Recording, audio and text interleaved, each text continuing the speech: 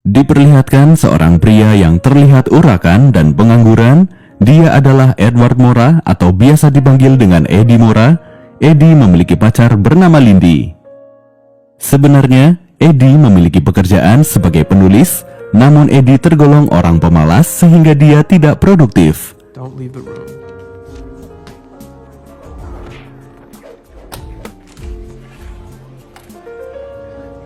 Pada suatu hari, Lindy meminta putus pada Eddie karena semua biaya hidup mereka ditanggung oleh Lindy dan Eddie belum memiliki penghasilan. Oleh karena itu, Lindy memutuskan untuk berpisah dengan Eddie agar dia lebih mandiri dan tidak malas. Diketahui juga, Eddie ternyata pernah menikah dengan perempuan yang bernama Melissa, namun rumah tangganya pun kandas. Kemudian saat Eddie sedang berjalan dengan perasaan galau, dia bertemu dengan mantan kakak iparnya atau kakak dari mantan istrinya yang bernama Vernon. Dulunya, Vernon adalah seorang pengedar narkoba, tapi kini dia telah berhenti dan sekarang bekerja di perusahaan farmasi. Mereka berdua mengobrol di kafe. Dalam obrolan itu, Eddie menceritakan pengalaman yang dia alami selama ini. Vernon mencoba memberi Eddie solusi dengan memberikan sebuah pil transparan. Vernon mengatakan jika pil itu dapat menstimulasi otak agar dapat dimanfaatkan lebih maksimal. Biasanya otak hanya dimanfaatkan sebanyak 20% saja. Dengan meminum pil itu, maka dapat menstimulasi otak hingga dapat dimanfaatkan hampir 100%. Pada awalnya, Eddie ragu dengan pil tersebut, namun kondisi Eddie yang sedang galau dan banyak masalah hidup, akhirnya Eddie meminum pil tersebut dengan harapan dapat memperbaiki kinerjanya. Saat dia sampai di apartemennya, dia sudah dihadang oleh istri muda pemilik apartemen yang bernama Valerie untuk menagih uang sewa. Pada saat itu, reaksi dari pil tersebut mulai bekerja. Tanpa diduga, pandangan dan pemikiran Eddie langsung berubah. Eddie seolah menjadi seorang yang jenius. Dia berbicara dengan lancar dan tertata, bahkan dia dapat mengingat hal-hal yang dulu dia pelajari. Tak hanya itu, dia juga dapat menjelaskan mengenai buku yang dibawa oleh Valerie, padahal Eddie hanya membaca sekilas buku itu 12 tahun yang lalu. Oleh karena itu, Eddie mendadak menjadi teman ngobrol yang asik buat Valerie. Eddie juga membantu Valerie dalam menyusun makalah untuk tugas kuliahnya. Dia dapat menyelesaikan bukunya hanya dalam waktu 2 jam. Kemudian Eddie juga merapikan tempat tinggalnya yang selama ini berantakan. Namun pada pagi harinya ketika Eddie terbangun, dia kembali pada Eddie yang dulu karena efek pil itu hanya 8 jam saja. Eddie yang penasaran dengan pil tersebut kembali menemui Vernon.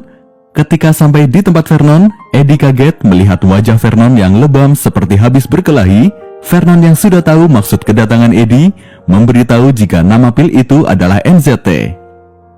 Vernon juga mengatakan jika harga per butirnya mencapai $800 dan pil itu juga belum lolos uji klinis sehingga peredarannya pun terbatas.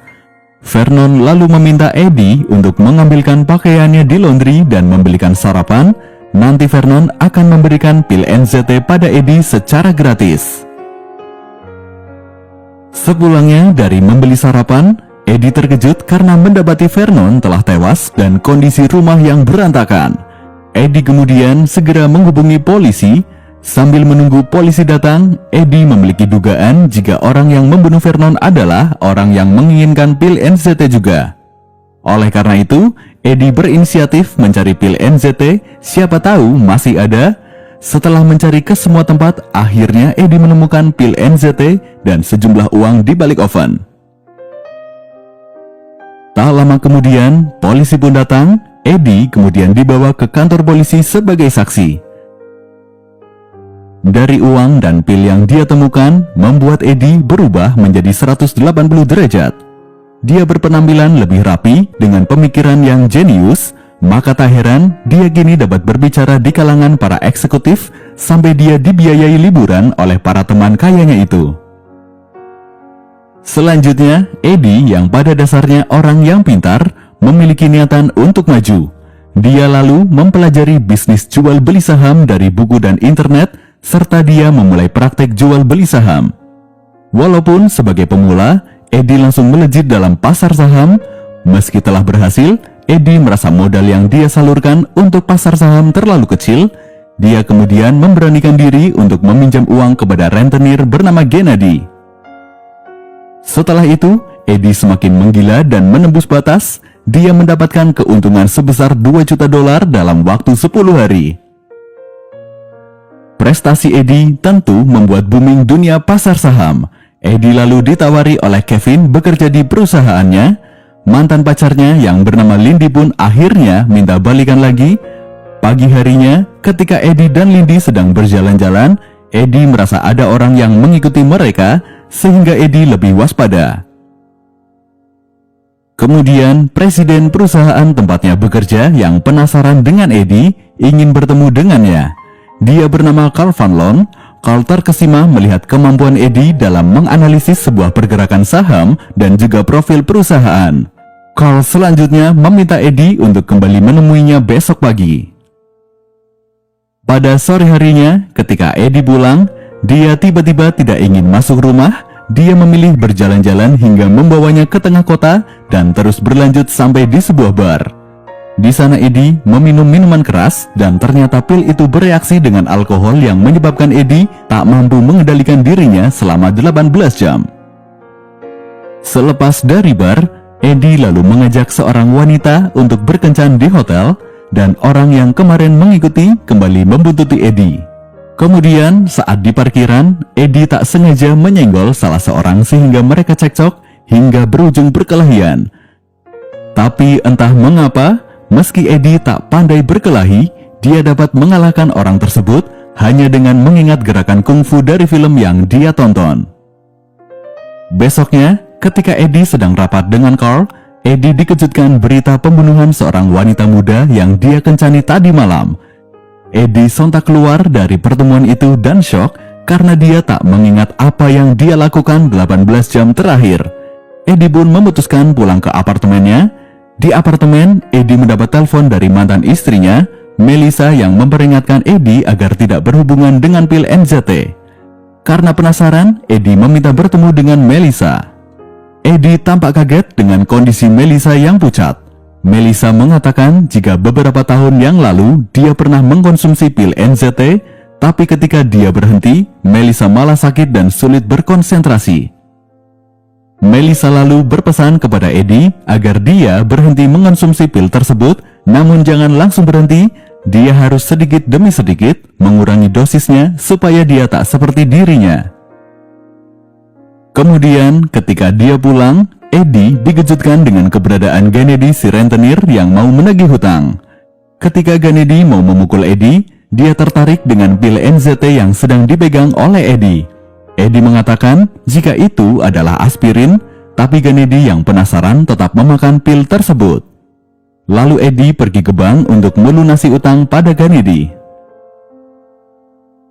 Selanjutnya, Edi pulang dengan tergopoh-gopoh, tapi dia tidak kuat lagi hingga dia pergi ke kantor Lindy untuk meminta bantuan agar Lindy mengambilkan pil NZT ke apartemennya. Pada kesempatan itu, Edi juga mengakui jika kecemerlangannya selama ini adalah berkat dia mengonsumsi pil NZT. Lindy pun marah, namun karena melihat Edi sedang sakau, Lindy akhirnya mengambilkan pil itu ke apartemen Edi.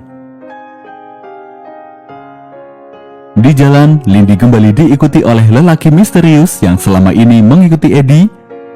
Namun tak hanya mengikuti, lelaki itu bahkan hendak menyerang Lindy. Lindy mencoba meminta bantuan pada orang, namun naasnya lelaki itu malah membunuh 2 orang yang hendak menolong Lindy. Lindy kemudian bersembunyi sembari menelpon Edi untuk meminta solusi. Edi menyarankan agar Lindy mengonsumsi pil NZT. Dengan perasaan ragu, akhirnya Lindy mengonsumsi pil itu dan seketika dia tahu cara untuk meloloskan diri. Lindy lari ke arena ski dan menggunakan sepatu ski anak-anak untuk menyerang lelaki misterius itu, sehingga Lindy berhasil meloloskan diri. Setelah itu, Lindy dan Edi menginap bersama di hotel. Pada pagi harinya, Edi berjanji pada Lindy tidak akan mengonsumsi pil NZT lagi. Lindy yang masih marah lalu pergi, Semenjak itu, Eddie mempelajari efek samping pil NZT dan mulai mengurangi penggunaan pil tersebut. Selanjutnya, Eddie juga menemui Carl untuk membahas suatu kerjasama. Carl pun setuju dengan tawaran Eddie. Dia juga memberi fasilitas yang mewah dan rumah dengan pengamanan super maksimum untuk Eddie. Carl tahu jika Eddie keluar dari perusahaannya, maka dia berpotensi menjadi lawan terbesarnya. Sementara itu, Gennady yang mulai ketagihan dengan pil NZT selalu meneror Eddie. Eddie yang mulai tidak nyaman dengan tingkah Gennady menyusun rencana agar dia dapat lepas dari rentenir itu. Eddie juga menyewa bodyguard untuk mengawalnya. Selanjutnya, Eddie menemui seorang apoteker untuk melakukan pengembangan NZT dan penurunan efek samping yang ditimbulkan. Eddie memberikan waktu selama 6 bulan dengan bayaran mencapai $2 juta. Namun masalah masih belum selesai. Eddie masih dihadapkan dengan kasus kematian Vernon dan juga wanita muda yang dia kencani di hotel.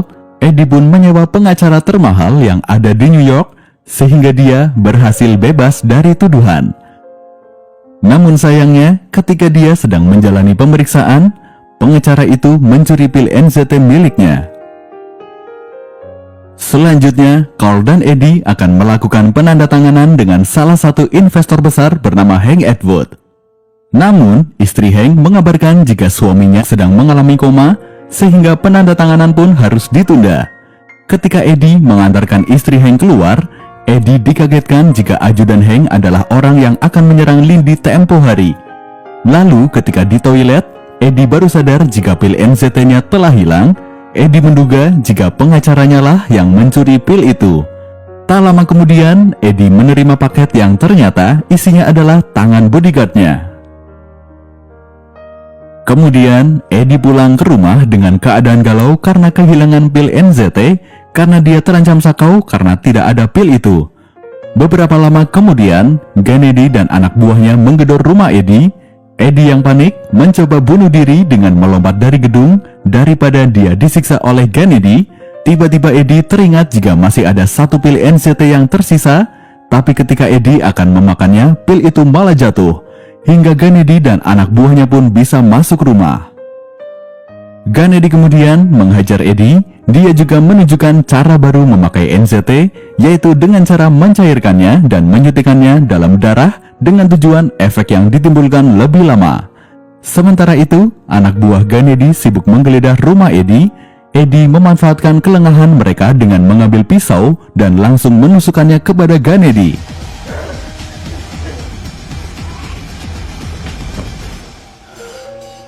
Because I would die here too. Eddie yang masih lemas tentu tak bisa melawan anak buah Gennady. Eddie kemudian meminum darah Gennady yang masih mengandung NZT sehingga dia kembali memiliki energi dan akhirnya bisa membunuh anak buah Gennady. Selanjutnya, Eddie menerima kabar jika Hank Atwood meninggal dunia. Setelah itu, dia menemui ajudan dari Atwood dan memintanya untuk membantu Eddie mengambil NZT dari tangan pengacaranya. Oleh mereka, pengacara itu dipukuli hingga pingsan dan pil NZT pun kembali di tangan Eddie. Setahun kemudian, karir Eddie semakin menanjak. Dia kini telah menjadi politikus dan menduduki jabatan sebagai senator. Selain itu, dia juga telah menulis buku bestseller. Kemudian Carl menemui Eddie untuk mengajaknya kembali bekerja sama karena Carl ingin mencalonkan diri menjadi presiden Amerika. Namun Eddie menolaknya. Carl mengancam akan membeberkan rahasia Eddie mengonsumsi obat terlarang. Carl juga mengatakan jika dirinya telah membeli semua laboratorium yang memproduksi NZT. Namun Eddie tak khawatir karena dia telah menyewa apoteker untuk melakukan pengembangan terhadap NZT agar lebih maksimal dan aman dikonsumsi jauh sebelum Carl membeli laboratorium. Selain itu, Eddie juga mengatakan jika dia telah tahu semua kebusukan Carl. Eddie juga menambahkan jika penyakit jantung Carl semakin kronis sehingga kemungkinan tahun depan dia tak bisa maju jadi calon presiden. Mendengar ucapan Eddie, Carl langsung pergi dan Eddie pun juga pergi untuk menemui Lindy. Seperti itulah kisah seorang pria pemalas, pengangguran dan memiliki masa depan suram, namun kehidupannya seketika berubah. Dia mendadak jenius setelah meminum pil misterius. Hidup bukan untuk bermalas-malasan, tapi hidup harus ada perjuangan demi sebuah tujuan dan kemasyhuran.